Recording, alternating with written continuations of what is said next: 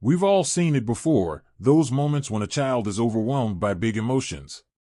Whether it's a tantrum in the middle of a grocery store, sudden tears after a small disappointment, or a meltdown over something as simple as not getting their favorite snack. Kids can feel emotions on a scale that can seem so much bigger than we, as adults, often understand. And for those of us who have the joy of spending time with grandchildren or other little ones, it's easy to feel helpless during these moments, unsure of how to respond in a way that can really help. But the truth is, while we can't always control how kids will react to emotions, there's a lot we can do to guide them through the emotional storms. This video is all about giving you the tools to help your little one better handle those big feelings, so you don't have to dread mealtimes, playdates, or even trips to the park because of emotional outbursts.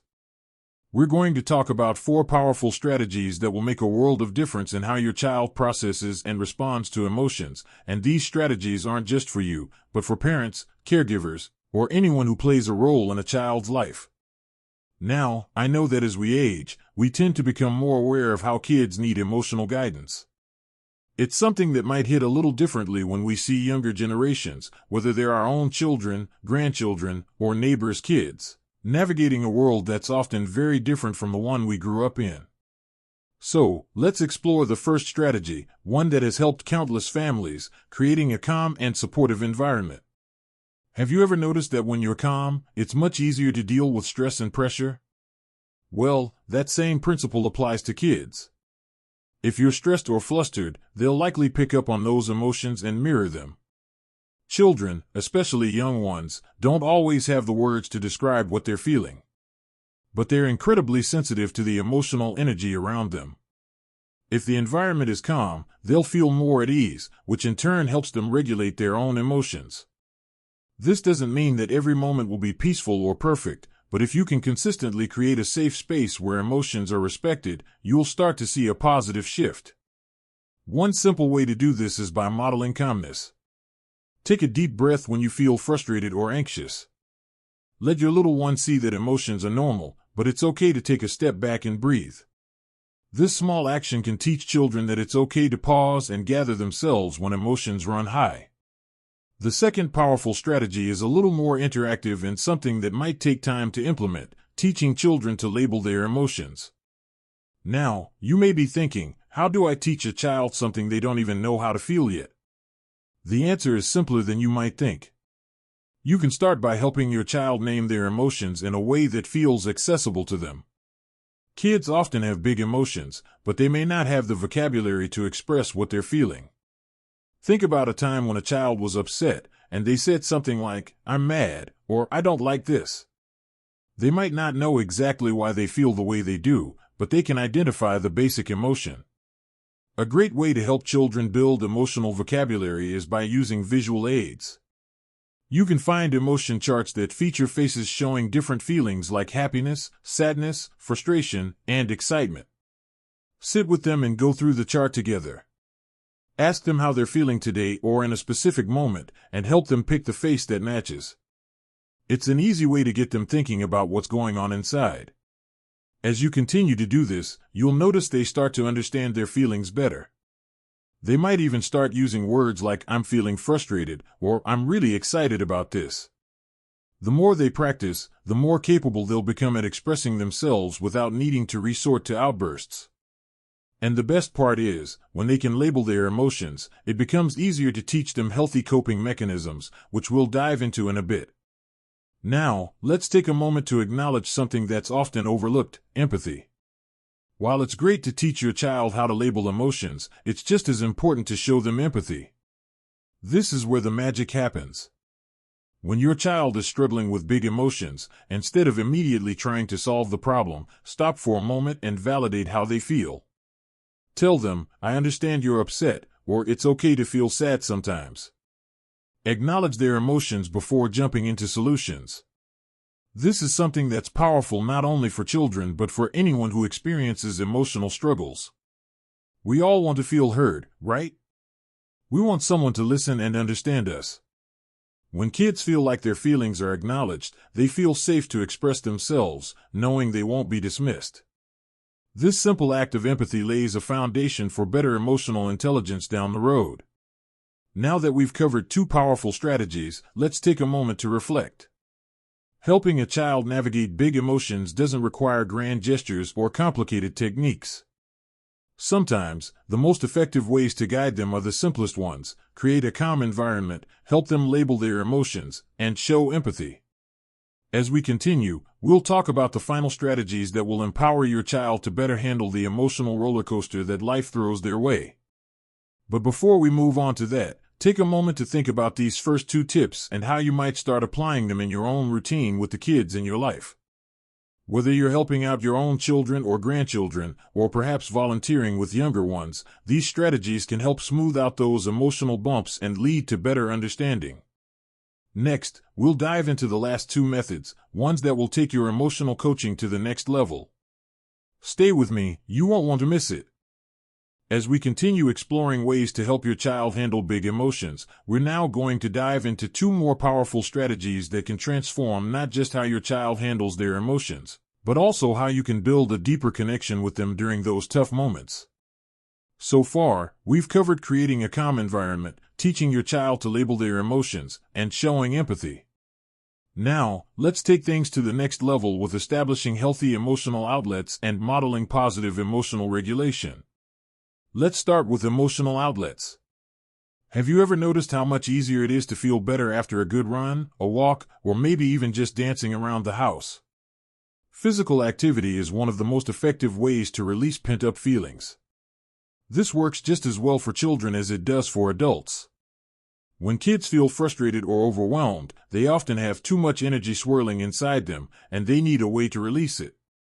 One great way to help your child manage big emotions is to establish regular outlets for them to release that extra energy. For instance, if they're feeling angry, encourage them to jump up and down, run around the yard, or even have a mini dance party. A fun game of catch, throwing a soft ball, or just jumping on a trampoline can do wonders. This physical activity helps to channel their emotions into something productive and fun, which, in turn, helps them regain some control over their feelings. But it's not just about getting them to move, it's about creating a space where physical activity is associated with emotional relief.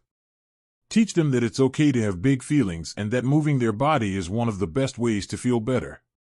You could even create a calm-down corner in your home where physical activities, like squeezing a stress ball or bouncing on a small trampoline, are available whenever emotions run high.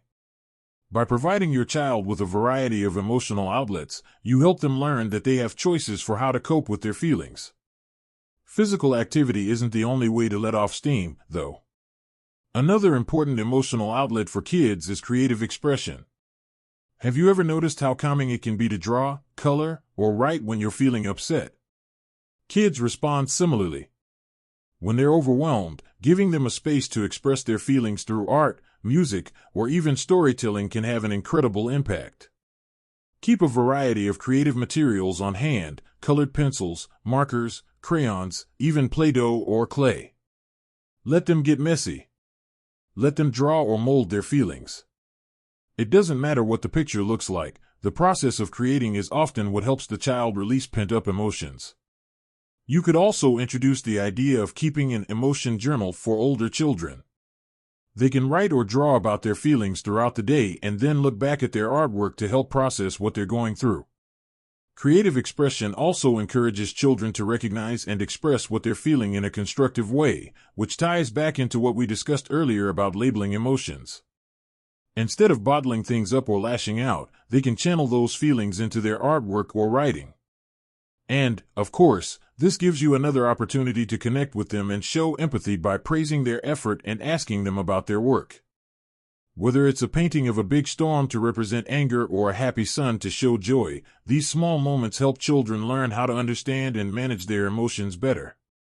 Now, let's talk about something that's crucial for any emotional development: modeling positive emotional regulation. Children are constantly learning by observing the adults around them, and this is a huge opportunity for you to guide them. It's easy to forget that kids often learn more from what we do than what we say. So, if we want them to learn how to handle big emotions effectively, we need to lead by example. When you experience difficult emotions yourself, how do you respond? Do you express your feelings calmly, or do you react in ways that might unintentionally escalate the situation? If you find yourself getting frustrated or stressed, your child will likely notice and pick up on those reactions. By consciously working to manage your own emotions, you'll be teaching your child valuable skills without even realizing it. For example, if you're feeling upset, you could say something like, "I'm feeling frustrated right now, but I'm going to take a deep breath to help myself calm down." This gives your child a chance to see that adults, too, can experience difficult emotions, but they have strategies to handle them in a healthy way. By consistently practicing this behavior, you'll show them that it's okay to feel upset, but it's also important to take steps to regain control. Another great way to model positive emotional regulation is through your interactions with others. If you're handling a conflict with another adult, whether it's a partner, a friend, or even a store clerk, let your child see you handle it calmly. For example, if you're disagreeing with someone, you could say, "I don't agree with that, but I'm going to stay calm and have a respectful conversation."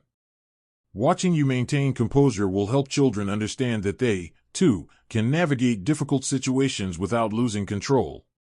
The important thing to remember here is that emotional regulation isn't something that comes naturally to everyone, especially kids. But by providing them with a strong role model, you give them the opportunity to learn how to manage their own emotions in healthy and constructive ways. And just as with the other strategies we've discussed, this one will take practice, but it's so worth it. Now that we've talked about healthy emotional outlets and the importance of modeling emotional regulation, I want you to think about how these practices can be incorporated into your day-to-day interactions with children. Whether you're watching a grandchild, helping a neighbor's child, or interacting with your own family, these strategies offer a fantastic foundation for guiding young ones through tough emotional moments. In the next section, we'll focus on wrapping up our discussion by exploring the last two powerful techniques that will help your child handle big emotions, ensuring that you have all the tools you need to support them through any emotional challenge that comes their way. Stick around, and let's keep working together to build stronger emotional resilience for the kids in your life. As we move into the final section of this video, I want to bring everything together and look at two more strategies that can truly make a difference in helping your child navigate their big emotions. So far, we've discussed creating a calm environment, labeling emotions, providing healthy emotional outlets, and modeling emotional regulation. Now, let's turn our attention to teaching problem-solving skills and fostering emotional resilience, two incredibly powerful tools that can equip your child to handle any emotional storm that comes their way. Let's start with teaching problem-solving skills. Now, think about a time when you felt overwhelmed by a problem or an emotional situation. How did you feel when there was no clear way forward? Often, when kids experience big emotions, it's because they feel like there's a problem they can't solve, whether it's something social at school, a challenge with a friend, or even just not getting their way. And when they feel powerless to fix it, those emotions can escalate into tantrums or meltdowns. But here's the good news: you can teach your child problem-solving skills in a way that gives them the confidence to navigate emotional situations with more calm and control. The key is to help them understand that their emotions are not the problem, they're a signal that something needs attention. And once they recognize that, they can take steps to find a solution. When your child is upset, start by acknowledging their feelings. You could say, "I can see you're really frustrated right now. What do you think would help?" This encourages them to begin thinking about ways they can solve the issue at hand, rather than just feeling stuck in the emotion. Guide them through the process by asking questions like, "What could you do to feel better?" or "How could we work together to fix this problem?" You can also walk them through different strategies to address various challenges. For instance, if they're upset about a disagreement with a sibling, talk about ways to negotiate or compromise. If the problem is something outside their control, like not getting a desired toy or not being able to attend an event, help them brainstorm alternative solutions, like doing something else they enjoy or planning for the future. The more you encourage your child to engage in problem solving, the more they'll start to view their emotions as something that can be managed, rather than overwhelming forces they have to react to. Over time, they'll develop the confidence to approach difficult situations with a clearer head, reducing the emotional intensity that often accompanies tough times. Finally, let's discuss the importance of fostering emotional resilience. Life is full of ups and downs, and while we can't protect our children from every challenge, we can teach them how to bounce back from setbacks. Resilience is all about developing the ability to cope with adversity and stay strong, even when things don't go as planned. And while some children naturally bounce back quickly from setbacks, others might need more support to build this important skill. Fostering emotional resilience starts with encouraging a positive mindset. When something doesn't go your child's way, try not to focus on the disappointment alone. Instead, help them see it as an opportunity to learn and grow. You could say things like, "I know you're disappointed, but this is a chance to try again," or "Everyone faces challenges sometimes, but it's how we respond to them that makes us stronger." This helps them reframe difficult situations, teaching them that setbacks are just part of life, not the end of the world. Additionally, emotional resilience involves teaching your child how to stay calm under pressure and how to adapt to new or challenging situations. One simple way to build resilience is by encouraging your child to face their fears in small, manageable steps. For example, if your child is anxious about going to a new place or trying something unfamiliar, support them by taking small actions to build their confidence. Let them know it's okay to feel nervous, but also remind them that they've handled challenges before and they can do it again. Another crucial element of resilience is perseverance. Teaching your child to keep trying even when things are tough can make a world of difference in helping them build emotional strength. Celebrate their efforts, no matter the outcome, and remind them that the process of trying is just as important as the result. By doing this, you'll help your child develop the emotional resilience to handle big feelings and bounce back from life's ups and downs. Now, let's reflect on everything we've covered so far. You've learned about the power of creating a calm environment, labeling emotions, modeling emotional regulation, providing healthy emotional outlets, teaching problem-solving skills, and fostering emotional resilience. Each of these strategies plays a vital role in helping your child navigate their big emotions, but the most important thing to remember is that it's a gradual process. These tools take time and practice to master, and it's okay if your child doesn't handle every emotional moment perfectly. What matters is that you're giving them the support and guidance they need to build their emotional intelligence over time. As a parent, grandparent, or caregiver, it can sometimes feel like you're running out of ways to help. But I want to encourage you, small, consistent steps can lead to huge changes. The fact that you're taking the time to understand these strategies shows that you care deeply about your child's emotional well-being, and that's the foundation of everything. Remember, emotions are a normal and natural part of life. By teaching your child how to handle them, you're not only helping them navigate the tough times, you're setting them up for a lifetime of emotional health and resilience. And that, ultimately, is one of the greatest gifts you can give them. If you found these tips helpful, I encourage you to leave a comment below and share your experiences. How have you helped your child handle big emotions? Or are there any strategies that have worked particularly well for you? I'd love to hear your thoughts. And don't forget to like this video and subscribe for more helpful tips on raising emotionally healthy children. Here's to guiding the next generation toward emotional strength and resilience. Thank you for watching, and I'll see you in the next video.